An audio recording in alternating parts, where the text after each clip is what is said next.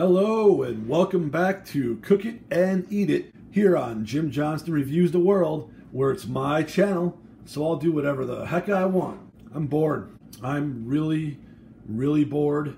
Let's try to have some fun today, folks. So to cure those boredom blues, I want to have some fun today. So who wants to have fun? Let's have some fun. Let's see what we can make. I have my electric indoor mini cooker. I actually call it a indoor electric pie iron. Very simple. Similar to my Camp's cooker pie iron. This one's square, but this is about the same size as the round one. So any of these recipes, any of these things I'm going to make today, just so you know, if you got a pie iron and you go out camping, you can make the same thing in this sucker. So I've got some pancake mix, I've got some peanut butter, I've got some cookie spread, I got some regular butter, some ham, I got an egg, some random seasoning, some cheese. So we're going to make up something. Come with me. I'm going to go ahead and mix up some pancake batter, and we'll see what we can come up with. All right, we're back. We're cooking for fun, cooking to cure those boredom blues. What I did is I made up a batch of pancake batter, as per the instructions on the box, for 6 to 8 pancakes. We have 1 cup of mix, called for 3/4 cup of water. I went ahead and I split that in half and went half of that 3/4 cup as almond milk and half of that 3/4 cup as regular water, and then I added to it some seasoned salt, some fresh ground black pepper, and a spoonful of stevia, because I'm feeling like I want a little sweet and savory, so that pepper and salt will add to that savory with the sweet. Pour my first pancake in. It's been cooking a few minutes. Let's take a look and see how it looks. Oop. Almost done. I'm going to put that back down for just a minute. So today's episode is all about one of my themes here, one of the things I want to get across by making these shows. Have fun with your food. Have fun with your food. Okay, I've pulled that first pancake out. I kind of call it my test pancake. Stuck a second one in. And, you know, the first one's kind of your tester. This one's a little flat, need a little more dough. Or batter, I should say.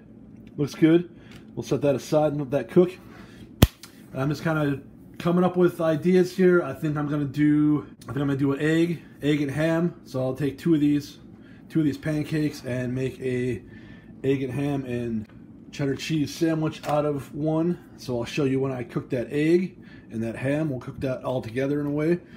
I'm definitely gonna do cookie batter on one. And I'm thinking, I got some Reese's eggs I picked up on the after Easter sale. So I'm thinking I might take a Reese's egg and throw it on 2 of these and make a Reese's egg peanut butter sandwich. So we'll be back. I'm going to cook up some more of these pancakes, and we'll be back when we're ready to make some sandwiches and have some more fun. Okay, I've been making pancakes. Looks like we're going to get about 7 out of this batch. Last one's in there right now. It's actually ready to come out. See, the batter is a little darker than normal. I think that's because I added that seasoned salt. I did eat the test pancake. I did eat. Put some butter on it and ate. Very delicious. Sweet, and just a hint of the savory like I was talking about from that black pepper and that seasoned salt. Just a hint of that coming through. So now I want to make a breakfast sandwich. So I've got an egg here. And I've been hearing this internet rumor lately that you can shake an egg and scramble it inside the shell. I've watched a couple short videos on it and it hasn't worked. But, you know, just to see what happens, I went ahead and between making these pancakes, I shake the crap out of this egg. All right, let me put some spray. And we're going to build the stuffings right here in the little pie iron grill. So, egg, not scrambled, didn't even break the yolk. All that shaking. So yeah, scramble your egg in the shell. Myth busted. I'm going to go ahead and break that yolk up. We got our egg in. I want to add some Southwest seasoning blend, black pepper, chopped chives. I love putting chopped chives with eggs.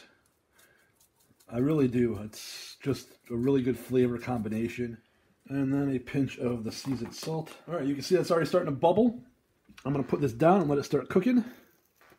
Okay, that egg's been cooking for just about 1.5 minutes or so. And now, let's flip her open. See, they cook fast too. That's one of the fun things about this little electric cooker. I want to add a little bit of hot sauce. Like the chives, I think I've come to find in the last just a couple of years, hot sauce plays very well with eggs. And I want to throw some cheese on top. I've got some shredded sharp cheddar here.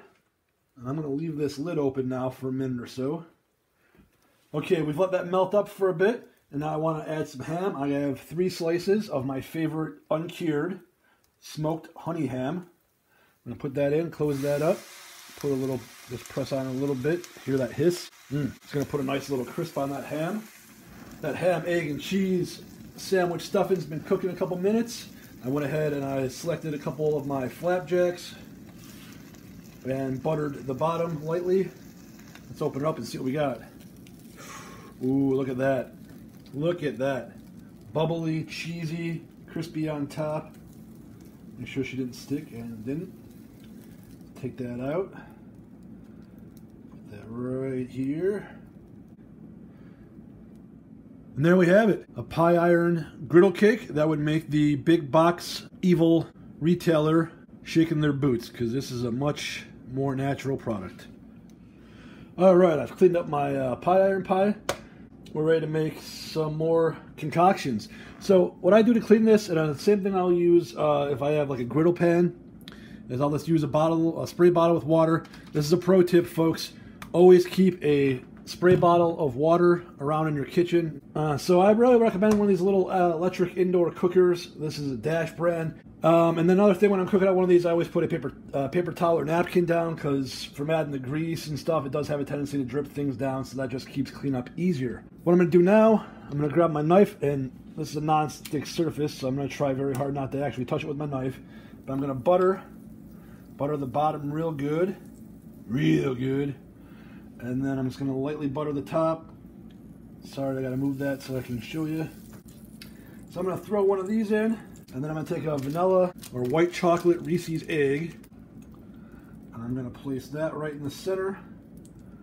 And then I'm going to take my cookie butter and one of these other pancakes. This is a chocolate hazelnut cookie butter spread I bought at Dollar Tree, and it's for $1. You can't beat it. Some of the stuff at Dollar Tree, folks, pay attention to your ingredients, what's in it. But a lot of stuff for the price, you just can't beat it. So I'm going to put a thin layer of this on, and then we're going to slap that on top. And we're going to close our lid. And how I'll know when this is getting done is when it's melting that egg down, when this closes up more. So when this is ready, we'll be back. In the meantime, I'm going to put some cookie butter spread on another one of these. And then our last one, we're going to make a little cheese pancake biscuit out of. Okay, our peanut butter and cookie butter breakfast dessert, if you will, has been going a couple minutes. You can see the pie iron has closed down quite a bit, so it's melted down. Good. I'm going to go ahead and pull it at this point, let that radiant heat finish off anything. And then I've got one more. I don't know, too much butter. I want to make my little version of a cheddar biscuit, only with a pancake. A couple grams of pepper, shake of Southwest seasoning. Again, this is a Southwest Chipotle salt-free Stone Mill brand that's sold at Aldi. Sometimes they don't always have it. And Mrs. Dash is the name brand that makes that, but I always buy store brands, generics, and save the rest. Buy those generics, they're pretty much the same thing, sometimes even better. Save that difference. So we're just going to pile on some cheddar, sharp cheddar. I'm just going to let that go for a minute or two. I could put the lid down and cook the cheese from the top, but I have to pretty much cook it till it's just before burnt in order for it to not stick all over the place. So I'm just going to let this melt. I just want some cheesy, melty goodness. All right. It's time to eat. So I have, out of my batch, I got 7 pancakes. I ate one to test it, make sure it wasn't poisoned. We got our ham, egg, and cheese breakfast sandwich. We got our peanut butter, egg, and cookie butter sandwich. We got a cookie butter flat, and we got a cheesy bread. All right, let's see here. It's time to eat. I think you guys like it when I sample my food at the end, let you know how good it is. So let's go breakfast sandwich first. Give you a little view of it. Ham, egg, and cheese. Looks delicious. Yeah, that's good. Spicy from the hot sauce, a little bit of sweet from the pancake. That's definitely, said it before, and I'll say it again, that beats the pants off of the pancake griddle sandwich you can get from the Golden Arches. And here's our peanut butter egg. Look at that. Peanut butter perfectly melted. Oh my. Oh yeah. That's a definite win. People, I don't know if I've mentioned it here before on the channel, on the show, but I am a certifiable peanut butter junkie. If it's peanut butter, I'm pretty much going to try it. I love it, and that was amazing. Between the peanut butter egg, a little bit of white chocolate that was on there, and the cookie butter, whoo! And as I added that butter, then double fried the outside of the pancake, it had a nice crisp. That's just phenomenal. All right, last thing, let's try our little zesty cheesy bread. That's good. It's certainly not bad, but it's actually a little bit bland. I'm gonna give this just a little sprinkle of pink sea salt. Put the rest of it over there, because, you know, why not? Let me try it again, because it seemed just a little bland. Let's see if this makes those flavors pop. Yeah, that helped. I brought it up. Good stuff. So everybody, this has been Jim Johnston here on Jim Johnston Reviews the World and another episode of Cook It and Eat It. I hope you enjoyed it. I hope it was your cure for the boredom. Big old major case of the boredoms. And again, any of the stuff I made today, you can take outside when you go camping, or if you're in your backyard. Everyone should have a couple of those pie irons that I showed you at the beginning for even backyard cooking. And hopefully when summer comes, but I'm hoping for a barbecue. I'm hoping for an outdoor barbecue in my fire, and I'm hoping to be able to rig up a way to film some of that and show it to y'all. But that's in the future. For now, this has been Pie Iron Cooking Indoors. I hope you enjoyed it. If you like my stuff, please, folks, comment. I love reading your comments. I try to reply to everybody. Subscribe to my channel. That helps me grow. And also share it with your friends, because that's another way to help me grow. Again, one last time, this is Cook It and Eat It. We'll see you next time, folks.